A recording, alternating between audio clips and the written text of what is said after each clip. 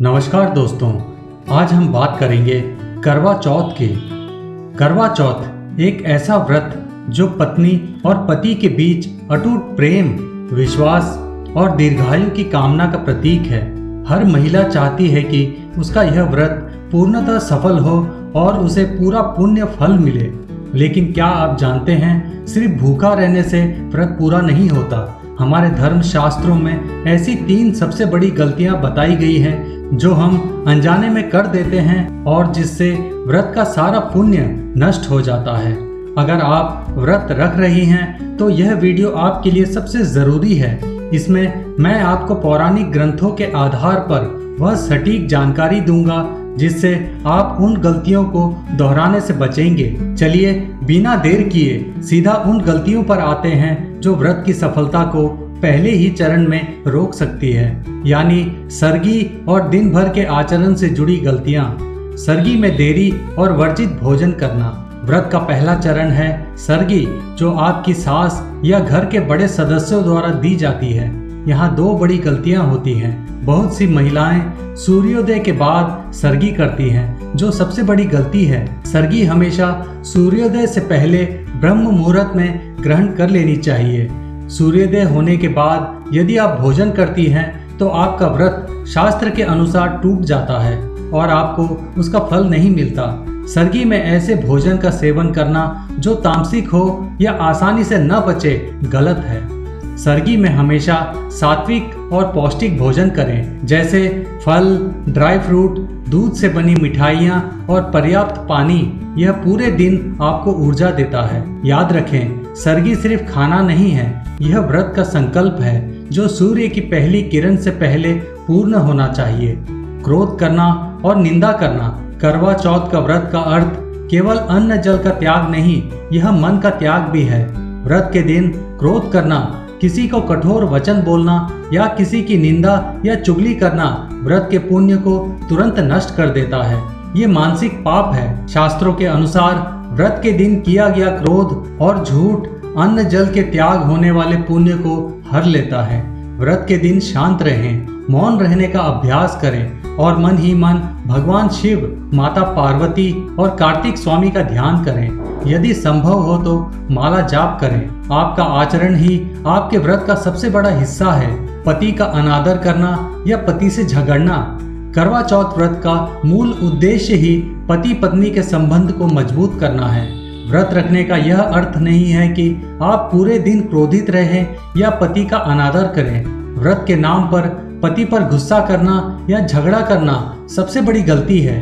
व्रत के दिन पति को सम्मान दें, उनसे मधुर व्यवहार करें और उनके प्रति प्रेम और समर्पण की भावना रखें। यदि आप निर्जला व्रत रखती हैं और पति को सम्मान नहीं देती हैं तो माता पार्वती की कृपा आपको प्राप्त नहीं होगी। ये 3 गलतियां व्रत की नींव को कमजोर कर सकती हैं। इन गलतियों से बचकर आपने व्रत के पहले चरण को सफलता से पार कर लिया है। अब बारी आती है पूजा, कथा और चंद्रमा को अर्घ्य देने की। यहाँ भी कई ऐसी गलतियां होती हैं जो व्रत को अधूरा कर देती हैं। अब हम व्रत के सबसे महत्वपूर्ण चरण शाम की पूजा और चंद्रमा को अर्घ्य देने के नियमों पर ध्यान देंगे। यहाँ की गई एक छोटी सी चूक भी व्रत को अधूरा कर सकती है। करवा चौथ की पूजा में सामग्री और दिशा दोनों का सही होना अनिवार्य है। पूजा करते समय आपका मुख दक्षिण दिशा की ओर कभी नहीं होना चाहिए। पूजा करते समय आपका मुख हमेशा उत्तर, पूर्व, ईशान कोण या पूर्व दिशा की ओर होना चाहिए। यह दिशाएं सकारात्मक ऊर्जा लाती हैं और सीधे देवी देवताओं का आशीर्वाद लाती हैं। पूजा में करवा चौथ या मिट्टी का कलश, छलनी और दीपक का महत्व सर्वोपरि है। पूजा में मिट्टी का नया करवा ही उपयोग करें। करवा चौथ की कथा सुनते समय अक्षत यानी चावल और रोली को हाथ में रखें। पूजा के बाद सभी सामग्री को सुरक्षित और सम्मान पूर्वक रखें। बहुत सी महिलाएं समय की कमी के कारण व्रत कथा छोड़ देती हैं। कथा सुने बिना व्रत पूरा नहीं होता। व्रत का फल तभी मिलता है जब आप कथा सुनकर उसके सार को ग्रहण करें। चंद्रमा को अर्घ्य देने का गलत तरीका, यह व्रत का निर्णायक क्षण है। यहाँ की गई गलती सीधे आपके व्रत के पुण्य को प्रभावित करती हैं। बहुत सी महिलाएं केवल जल का अर्घ देती हैं। चंद्रमा को दिए जाने वाले अर्घ में शुद्ध जल के साथ थोड़ा दूध और अक्षत मिलाकर अर्घ देना चाहिए। इससे चंद्रमा और आयु दोनों प्रसन्न होते हैं। महिलाएं अक्सर चंद्रमा को देखने के बाद सीधा व्रत खोलना चाहती हैं। चंद्रमा को अर्घ देने के बाद छलनी से पहले चंद्रमा की ओर और फिर उसी छलनी से पति के मुख को देखना अनिवार्य है। चंद्रमा को देखना इसीलिए जरूरी है क्योंकि आयु लंबी हो, और पति को देखना इसीलिए जरूरी है ताकि यह व्रत प्रेम और समर्पण के साथ पूरा हो। अर्घ देने के बाद जल को पैरों में न गिरने दें। अर्घ देने के लिए ऐसी जगह चुनें जहां जल किसी गमले या पवित्र मिट्टी में समा जाए। करवा चौथ का व्रत सुहाग से जुड़ा है। इस दिन लाल, गुलाबी या पीले रंग की साड़ी या पोशाक पहनना अत्यंत शुभ होता है। पूजा करते समय 16 श्रृंगार करना अनिवार्य है क्योंकि यह सीधे माता पार्वती को समर्पित है। इन गलतियों से बचकर आप सुनिश्चित करती हैं कि आपकी पूजा सफल हुई और चंद्रमा ने आपका व्रत स्वीकार कर लिया है। अब हम व्रत के अंतिम चरण पर है, पारण यानी व्रत खोलना। यह चरण सबसे महत्वपूर्ण है क्योंकि यहाँ की गई गलती आपके पूरे दिन के व्रत को निष्फल कर सकती है। अक्सर महिलाएं दिन भर की प्यास के कारण अर्घ देते ही जल्दबाजी में व्रत खोल लेती हैं, जो गलत है। बहुत सी महिलाएं चंद्रमा को देखने के बाद तुरंत व्रत खोल लेती हैं, भले ही उन्होंने कथा न सुनी हो।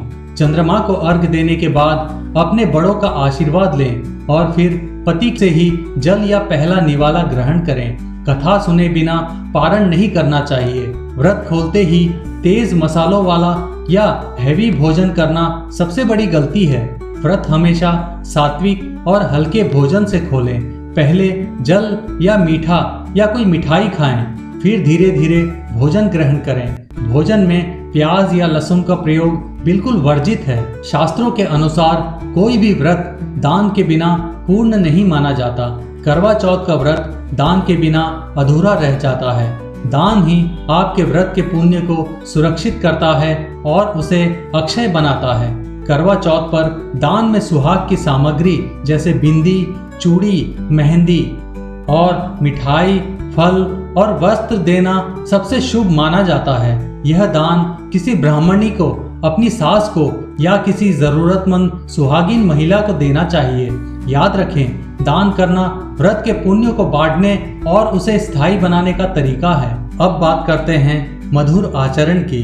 व्रत खोलते ही पूरे दिन की थकान या क्रोध के कारण पति से दूर रहना या नाराजगी दिखाना व्रत की भावना के विपरीत है। व्रत खोलने के बाद पति से मीठा बोलें। यदि थकान हो तो शांत रहें। इस दिन पति को कोई उपहार देना या उन्हें सम्मान देना व्रत की सफलता को और बढ़ाता है। इन सभी नियमों का पालन करके आप सुनिश्चित करती हैं कि आपका करवा चौथ का व्रत शरीर से, मन से और आत्मा से पूर्ण हुआ है। आपने क्रोध को त्याग कर सही दिशा में पूजा करके, सही समय पर पारण करके और दान देकर अपने व्रत को सफल बना लिया है।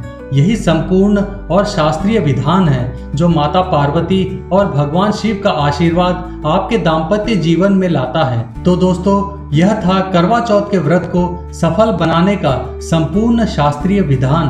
अब आप जान चुकी हैं कि व्रत की सफलता के लिए सात्विक आचरण, समय पर अर्घ और सही पारण कितना जरूरी है। याद रखें, करवा चौथ का व्रत केवल भूखा रहना नहीं है, यह प्रेम, सम्मान, त्याग और निस्वार्थ सेवा का प्रतीक है।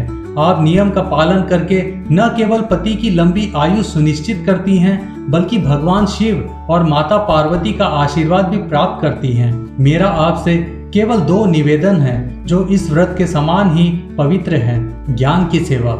इस वीडियो को हर उस महिला तक शेयर करें जो श्रद्धा से करवा चौथ का व्रत करती हैं। सही समय, सही नियम बताकर आप उन्हें बहुत बड़ा पुण्य कमा कर देंगी। चैनल से जुड़ें। अगर आप ऐसे ही प्रामाणिक, सटीक और शास्त्रीय ज्ञान लगातार प्राप्त करना चाहती हैं तो चैनल को अभी सब्सक्राइब करें और घंटी का बटन दबाएं।